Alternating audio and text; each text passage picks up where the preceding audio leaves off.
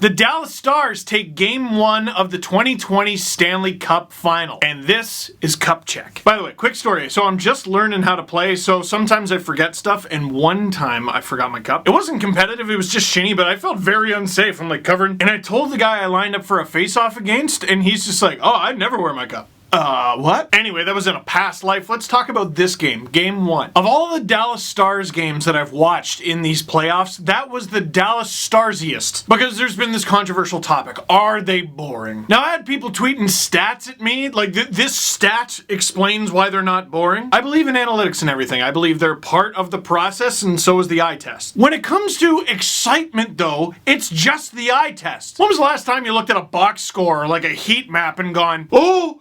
Did you see that? Did you see, like in this part, it's like blue, but then it goes red. So I'm watching the first period. The shots are 5-4 after one, and I'm like, this might be a long Stanley Cup final. But then the second period happened, and the Dallas Stars mopped the Tampa Bay Lightning. All period. Now we'll get to the third in a second because the Tampa Bay Lightning greatly outshot the Dallas Stars in this game as a total. But after the second period, if you're a Tampa Bay Lightning fan, you cannot be feeling good. The shots were 13-10 for the Stars in the second, and frankly, I'm surprised it was even that close. Anton Khudobin had a couple good saves of his own, but it felt like Andrei Vasilevskiy had to save the day with every shot. Despite how good Vasilevskiy was, the Stars still solved him twice, and they go into the third period with a 3-1 lead. And the shots were 22-2 for the Lightning, but the Stars just parked the bus, and I mean parked the bus for the 4-1 win. We'll talk about all the individual goals in a second, but for the story of the game, the third period was its own monster. That was score effects to the craziest degree. During the first and second period, however, with the game close, the Stars outshot the Lightning 18-14, and I thought Vasilevskiy had the harder workload. I don't just mean he faced more shots, I mean like telling his groin to do things that no human groin should be able to do. So to me, the first period was boring, but like that, it takes two to tango. A lot of boxing matches start that way. They're feeling each other out. They know they're gonna be here for potentially 12 rounds. They might as well see what they're working with. But the deeper we got into the third period, it was just sort of, oh no, the Stars are better tonight. And faster, and more aggressive, and more exciting, and better. Just better. Now, let's talk about the individual goals. To me, the Tampa Bay Lightning's right side on defense has been an inspirational story. One that, certain teams around the league might learn from. Cernak's great, but like Kevin Shattenkirk kind of had to rebuild his reputation. Luke Schenn had to battle it out in the minors for a while. And Zach Bogosian can be added to that list. But he was brutal on this play. Kiviranta with a questionable hit on Braden Point.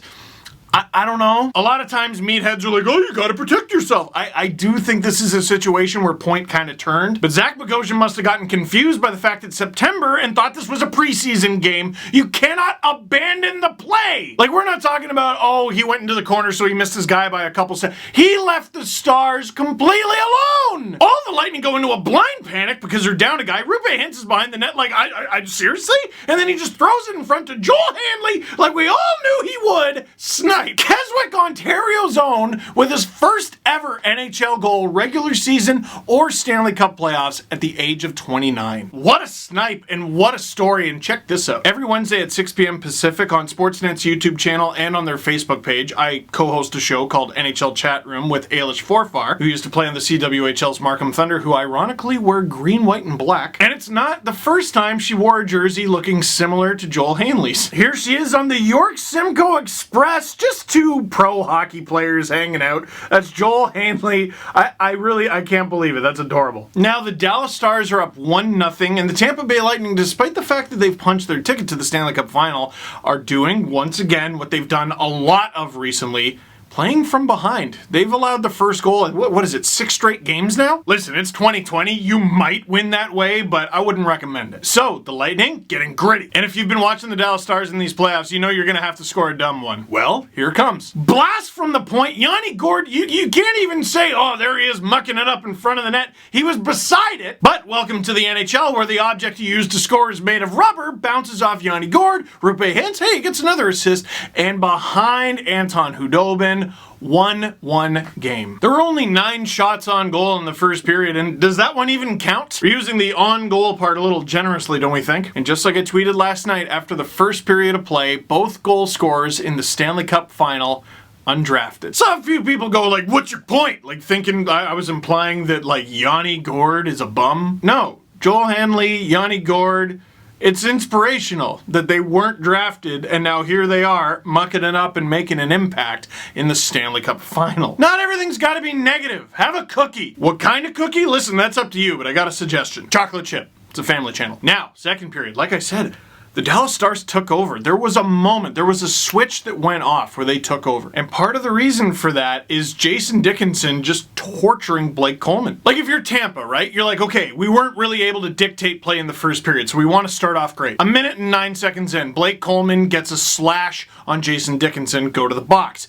Tampa kills it, but you're down a man that whole time. But it's okay, at least we killed it, now we build momentum, and less than 7 minutes in, Blake Coleman again, this time hooking on Jason Dickinson. And you hunker down and you stick to your system and you kill it, but again, now we're almost halfway through the period and you've been down about half the time. And then sure enough, with the Stars pressing, what is in Jamie Alexiak's cereal? Well, helps when you have all the time in the world. And why did he have all the time in the world? The Stars were able to get this off a simple dump-in. Victor Hedman has his man, but there's Alex Radulov right by the, what is that, Great Clips? He turns around and like, he can hit Jamie Alexiak right now if he wants to. It's a bit far, but he's got a clear path. Instead, he waits until he has this much space for some reason, still pulls it off. Alexiak, all the time in the world, clear shot, stopped by Vasilevsky, collects his own rebound because the Lightning are in shambles, snipes it, his 5th of the playoffs.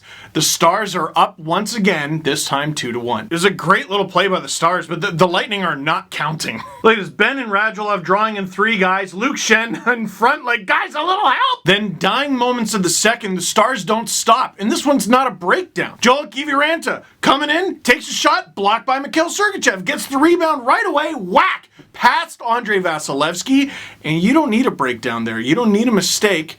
Sometimes goal scorers score. And now it's a 3-1 Dallas Stars lead. And if you're John Cooper on the Lightning bench, you got to be pulling out your hair. You got to be thinking to yourself, the 2 penalties at the beginning of the second killed you. And you go, the Hanley goal should have never gone in because we should have never made that mistake. That's Bush League from Bogosian. You go, maybe Yanni Gourde's goal was lucky, but the Alexiak goal, what were we doing? And then Kiviranta, yeah, a goal in the last minute, it'll kill you, but you know, sometimes you just get scored on. You're thinking, if we just played our game, if we just played smart, if we just played disciplined, worst case, we're down 1-0. Maybe it's a 1-1 game. Who knows? Maybe we'd even have the lead if we stayed out of the box. And speaking of which, Patrick Maroon firing the puck into the bench at the end of the second. What was that? He did it on purpose. He could have took someone's eye out, teeth out. Oh, come on. It's not that serious. It was a cheap, cowardly thing to do from a guy who just doesn't need to do that. You're a big boy, handle it on the ice. But then he fires it into the bench. He gets a 10-minute misconduct for it, which means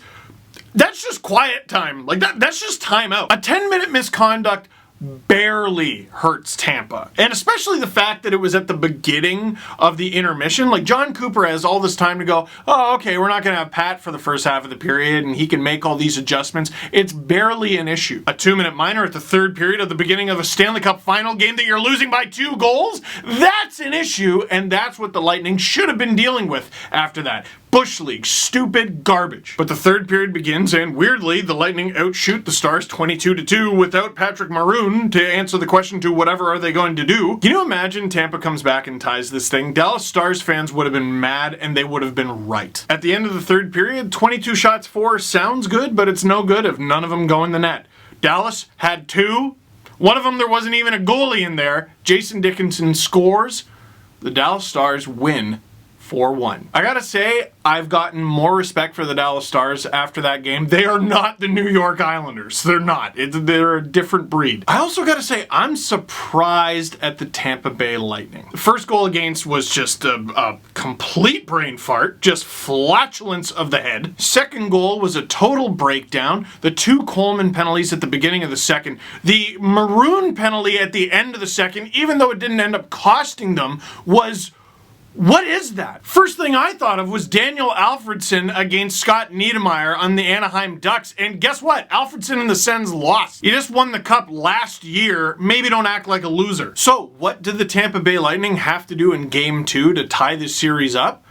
I don't think they have to do anything wild. They just gotta be smarter. Although I will say, even though the second goal, the Alexiak goal, was a breakdown for the Lightning, I thought it was a great play by the Stars, really nifty. And at the end of this, you do got to give credit to Anton Khudobin. 36 shots against, 35 of them saves for the 34-year-old. This guy's unbelievable, man. He's a great story. I want to do a standalone Anton Khudobin video because I just love the story. So, what did you think of that game? Leave a comment in the comment box down below. For now, that is it for this edition of Cup Check. Thank you very much for watching. Click like if you like this video. Click subscribe if you really liked it. Brand new podcast coming later today, and I will see you after Game 2.